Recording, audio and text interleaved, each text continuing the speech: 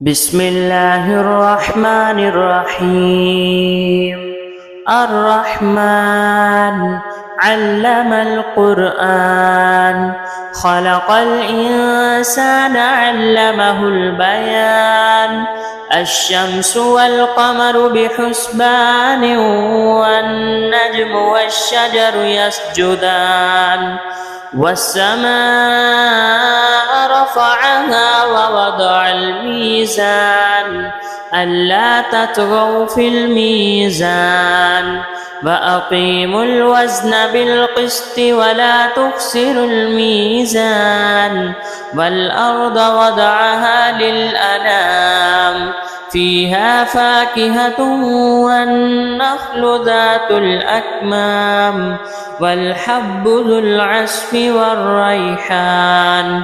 فبأي آلاء ربكما تكذبان؟ خلق الإنسان من صلصال كالفخار، وخلق الجن من مارج من نار. فبأي آلاء ربكما تكذبان؟ رب المشرقين ورب المغربين. فبأي آلاء ربكما تكذبان؟ مرج البحرين يلتقيان، بينهما برزخ لا يبغيان. فبأي آلاء ربكما تكذبان؟ يخرج منهما اللؤلؤ والمرجان. فبأي آلاء ربكما تكذبان؟ وله الجوار المنشآت في البحر كالأعلام. فبأي آلاء ربكما تكذبان؟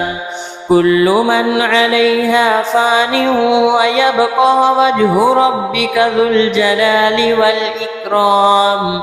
فبأي آلاء ربكما تكذبان؟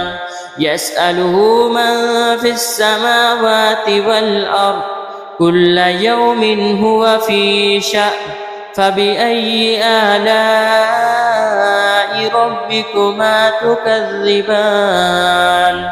سنفرغ لكم أيها الثقلان. فبأي آلاء ربكما تكذبان؟ يا معشر الجن والإنس إن استطعتم أن تنفذوا من أقطار السماوات والأرض فانفذوا، لا تنفذون إلا بسلطان. فبأي آلاء ربكما تكذبان؟ يرسل عليكما شواظ من نار ونحاس فلا تنتصران. فبأي آلاء ربكما تكذبان؟ فإذا انشقت السماء فكانت وردة كالدهان. فبأي آلاء ربكما تكذبان؟ فيومئذ لا يسأل عن ذنبه إنس ولا جان. فبأي آلاء ربكما تكذبان؟ يعرف المجرمون بسيماهم، فيؤخذ بالنواصي والأقدام. فبأي آلاء ربكما تكذبان؟ هذه جهنم التي يكذب بها المجرمون، يطوفون بينها وبين حميم آن. فبأي آلاء ربكما تكذبان؟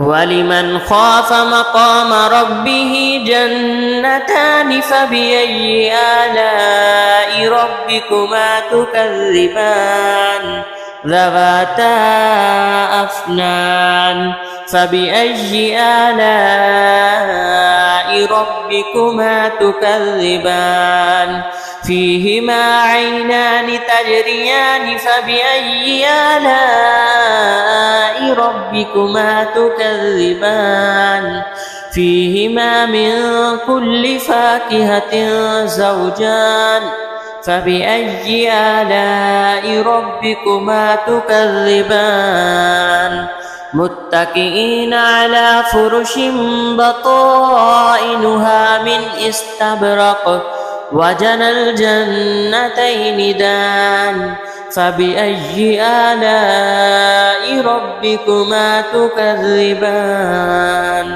فيهن قاصرات الطرف لم يطمثهن إنس قبلهم ولا جان فبأي آلاء ربكما تكذبان كأنهن الياقوت والمرجان فبأي آلاء ربكما تكذبان هل جزاء الإحسان إلا الإحسان فبأي آلاء ربكما تكذبان ومن دونهما جنتان فبأي آلاء ربكما تكذبان مدهامتان فبأي آلاء ربكما تكذبان فيهما عينان نضاختان فبأي آلاء ربكما تكذبان فيهما فاكهة ونخل ورمان فبأي آلاء ربكما تكذبان فيهن خيرات حسان فبأي آلاء ربكما تكذبان حور مقصورات في الخيام فبأي آلاء ربكما تكذبان لم يطمثهن إنس قبلهم ولا جان فبأي آلاء ربكما تكذبان متكئين على رفرف خضر وعبقري حسان فبأي آلاء ربكما تكذبان تبارك اسم ربك ذي الجلال والإكرام.